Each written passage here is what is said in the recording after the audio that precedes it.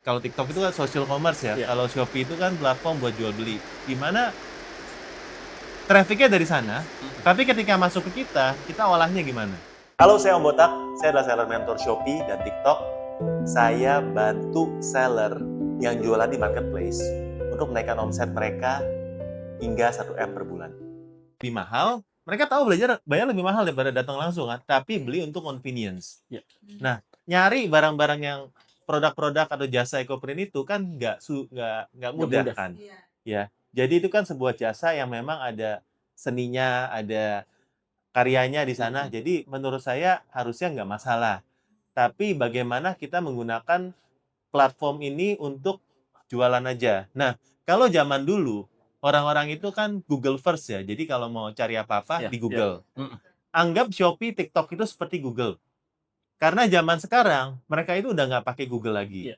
Tapi kalau mau cari barang langsung ke TikTok, marketplace. marketplace. Ada, langsung beli. Iya. Ya kan?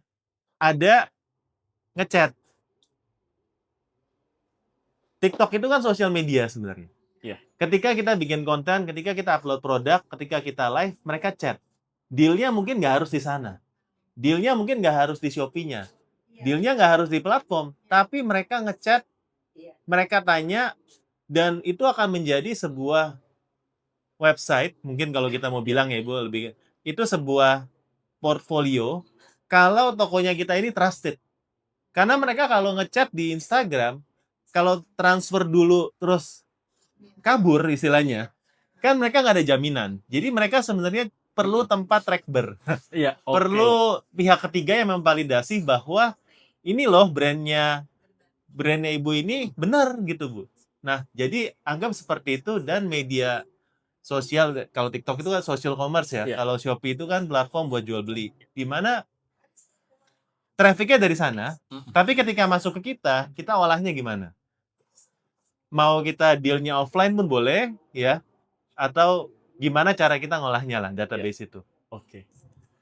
Artinya ya tadi, eee, siapa sebenarnya bisa jualan, barang semahal apapun bisa aja ada yang beli, semurah apapun nggak selalu laku, Ya, iya kan? istilahnya gini Jadi Bu ya, bahkan yang jualan di online itu, sampai batu nisan pun orang jualan. Batu nisan kan custom kan? Oke. Ya kan? Oke. Batu nisan ada yang jualan. Mhm. Hah? Iya. Iya. Iya, lebih ke mindset Bu ya. Apa aja Ibu cari ya, bahkan jasa itu banyak sekali yang jualan. Jadi sebenarnya anggap itu sebagai tempat kita ngiklan, Iya. nanti deal-nya mau di sana, mau di luar boleh. Tapi itu dijaga karena menurut saya itu aset sekarang. Jadi Iya. anggota aku pengalaman pribadi juga nih ya. Aku cerita Iya. pengalaman pribadi. Iya. Jadi aku nggak pernah jualan di TikTok, nggak pernah jualan di Shopee, nggak pernah jualan di mana-mana. Karena aku punya lapak juga, kita nggak pernah jualan karena ketakutan itu. Nah jadi aku hanya brand aja seperti ini. Aku bikin tumbler dengan gelas. Ini ya. Aku bikin. Aku hanya upload aja di IG. Ini punya produk aku gitu. Tapi alhamdulillah sih ada juga yang ngechat minta pesan seperti ini, minta pesan bikin seperti ini. Jadi jadinya nggak pernah jualan di ini tapi dia ngechat, Mbak aku perlu bikinin seperti ini dari bahannya tidak tahu mau pakai kulit atau pakai bahan. Iya. Jadi aku di sosial media itu hanya foto-foto baju aku yang branding aja, Ya. nggak jual. Yuk, bantu Om Botak sehingga lebih banyak seller yang akan sukses sama seperti kamu. Tinggal klik, like, atau share dalam hitungan 1, 2, 3. Oke, selamat menonton.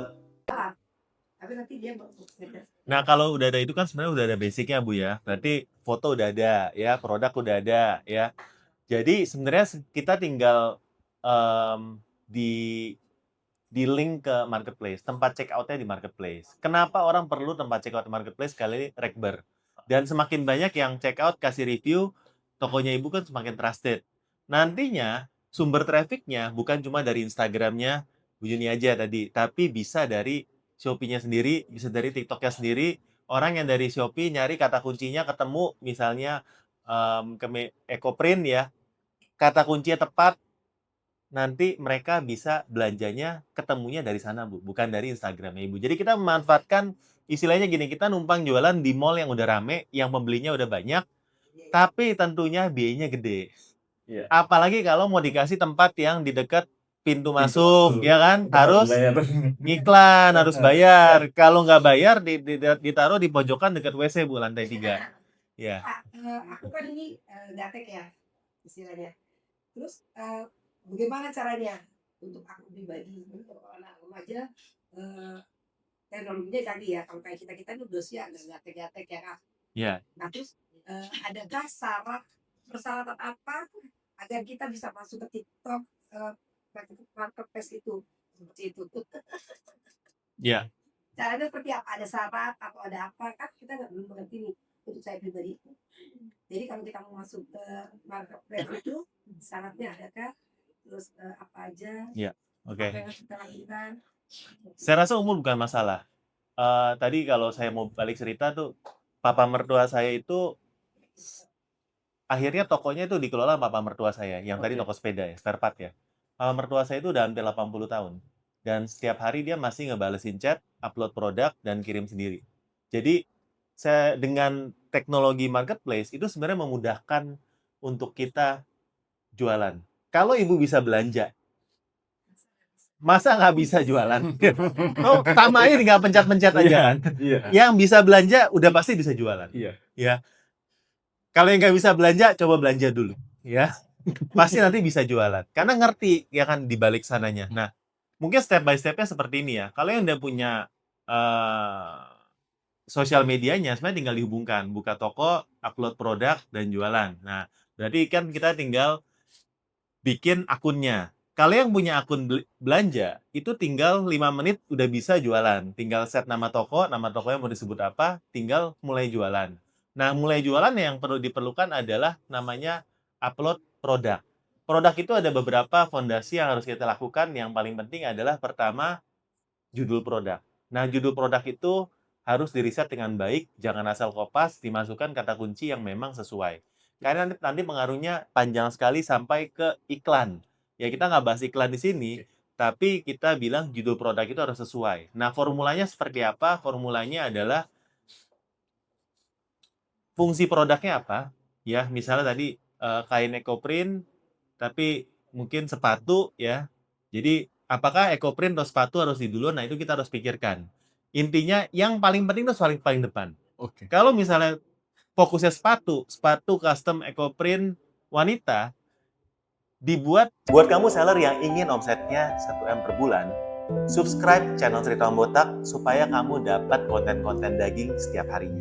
Sekompak mungkin, jangan banyak spam seperti viral, terlaris, termurah, gratis ongkir, bisa COD, lucu, dan sebagainya yang objektif. Jadi kita harus masukkan kata-kata yang memang keyword-keyword yang banyak dicari orang, tapi spesifik. Kalau tulis sepatu wanita, itu saingannya jutaan produk. Oke. Tapi kalau kita lebih spesifik, sepatu wanita custom, sepatu wanita ekoprint, sepatu wanita motif batik, misalnya itu akan lebih spesifik. Lebih baik kita berperang di dalam satu kolam yang lebih spesifik, yang lebih khusus, karena itu akan membuat produk kita lebih mudah ditemukan untuk orang yang tepat. Kurang lebih kayak gitu. Nah, setelah judul, kita akan melihat yang kedua yang penting juga adalah foto produk. Kalau dari platform, dua-duanya itu minta foto produk yang background-nya putih. Nah, saat ini udah banyak aplikasi sebenarnya untuk kita foto sembarangan, dipakai AI untuk dihilangin background pun bisa ya. Sebenarnya itu nggak susah. Tapi kalau memang mau fotonya bagus, ya prinsipnya adalah foto dengan sinar matahari pagi di tempat yang proper, kalau bisa dikasih alas, kertas putih aja sebenarnya udah cukup membantu. Kalau mau yang background-nya motif, bebas. Yang penting fotonya itu detailnya itu jelas. Jadi bukan cuma 1, tapi 9 foto yang harus dimasukkan. Jadi selain foto harus dimasukkan adalah testimoninya, size-nya, mungkin kalau ada size-nya untuk fashion-nya, dimasukkan detail produknya, fungsi produk, garansi. Kita juga harus masukin semua yang kalau zaman dulu ada website, landing page, unique selling point-nya apa harus kita masukkan di sana. Branding-nya seperti apa. Nah, kalau ada toko offline-nya juga mungkin itu bisa dicantumkan untuk menambahkan kredibilitas daripada produk itu sendiri. Jadi kalau itu udah ada, berikutnya adalah deskripsi atau copywriting-nya. Di mana di deskripsi itu kita menjelaskan apa yang tadi udah kita masukkan di foto, tapi kita dijelaskan dalam bentuk tulisan. Nah, kalau itu semua udah ada, ya kita sebenarnya udah siap jualan. Nah, yang paling penting berikutnya adalah menentukan harga jual. Tadi saya sempat bilang bahwa fee marketplace itu minimal sekarang udah 20% kalau ngikutin seperti gratis ongkir, ya itu berbayar Bu ya. Iya. Kalau nggak mau ikut juga boleh, tapi nggak ada traffic ya kalau nggak ikut, Wah. ya. Minimal itu kalau kasarnya 20% dari harga jual. Semua mirip, kurang lebih mirip, bahkan ada yang lebih tinggi, ya. Jadi kalau hargamu itu nggak dimasukin margin itu, kita udah kalah start duluan. Karena kalau jualan tapi nggak bisa ikut semua programnya, seperti saya bilang tadi istilahnya ya, nggak dikasih tempat di depan, tapi dikasih tempat di pojokan yang nggak akan ada yang ngelihat. Nah, jadi setting harga itu menurut saya tuh sangat-sangat penting supaya kita bisa ikut itu. Ya, apalagi zaman sekarang jualan kita fungsi traffic itu ada 3 sekarang. Supaya tokomu rame perlu ngiklan, di mana ngiklan itu kadang-kadang untuk fashion bisa 20% sendiri dari harga jual. Oke. Kita perlu namanya live, baik live diri kita sendiri, dari seller atau live dari sisi afiliator, dan kita perlu namanya ketiga traffic dari video-video affiliate. Oke. Itu yang akan membuat toko kita rame. Dan itu semua perlu duit. Jadi kalau dari awal udah salah setting harga, kita udah kalah start ya. Biasanya harus berapa sih untuk fashion? Kita ngomongin tema kita fashion ya. Menurut saya paling enak kali 3 sekarang. Oke. Kali 3. Modal kali 3.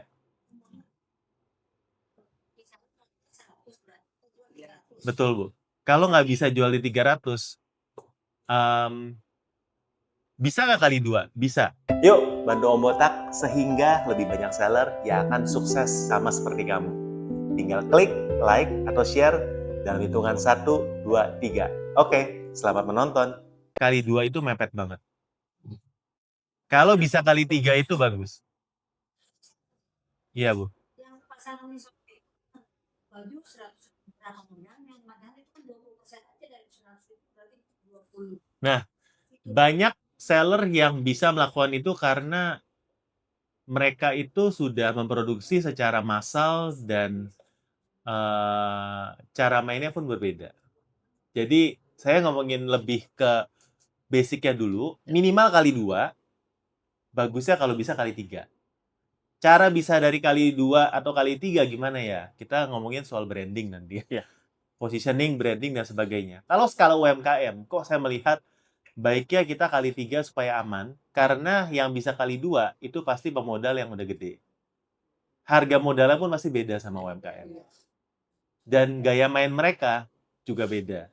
Jadi jangan disamakan, dan jangan ngelihat yang bisa jual murah, tapi fokus kira-kira kita kalau mau jual harga segini, apa yang harus kita lakukan, dan segmen mana yang kita bisa main. Jadi jangan main yang mass market, kalau saran saya, main yang niche. Ibu melakukan dengan custom itu udah salah satu cara untuk bisa survive sih. Berarti tadi satu mindsetnya mesti betul dulu. Kedua, fotonya 9 yang diupload. Terus judulnya mulai dari yang paling penting. Ya. Sama deskripsinya dimasukin USP-nya gitu. Lengkap sedetail mungkin. Ya. Nah, ini kan sudah sampai tahap tokonya jadi. Nah, kalau untuk tokonya rame berarti tadi ikutin semua programnya dan ngiklan juga. Dengan itu berarti 40% dari harga jual, kan 20% tadi iklan ya, 20% untuk potongan. 20% untuk iklan, 20% buat potongan, belum lagi kalau main affiliate tambahan 10% lagi. Belum kalau kita harus kasih sampel buat affiliate. Makanya kali 3 pun. Oke. Bersihnya juga untuk kita paling 10%, 5%. Oke. Ya, sampel buat affiliate mahal. Kalau buat brand-brand yang gede sekarang, bisa dibilang dari total mereka omset setahun itu ya 10-20% dari total omset itu adalah modal sampling mereka ke afiliator. Belum ongkos kirimnya. Ongkos kirimnya ada yang nggak deket loh Bu ya. Ada yang sampai Aceh kemarin saya harus kirim. Saya masih jualan punya saya kirim ke Aceh, saya kirim ke ya Sumatera, kirim ke NTT. itu ongkos kirimnya sendiri lebih mahal daripada modal produknya. Jadi semuanya itu harus dihitung. Nah, masalahnya UMKM itu dari awal itu kita nggak ngitung gitu-gitu dan set harga, wah kali 3 set mana laku, ya kan?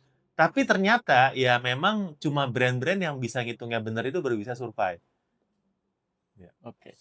Oke. Nah, kan kalau sebuah toko baru mulai, itu kan nggak semua produknya akan rame. Ya. Biasanya ada produk hero atau traffic generatornya.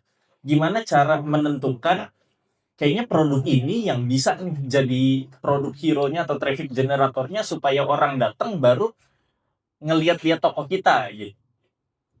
Nah, bedanya offline sama online itu seperti ini ya.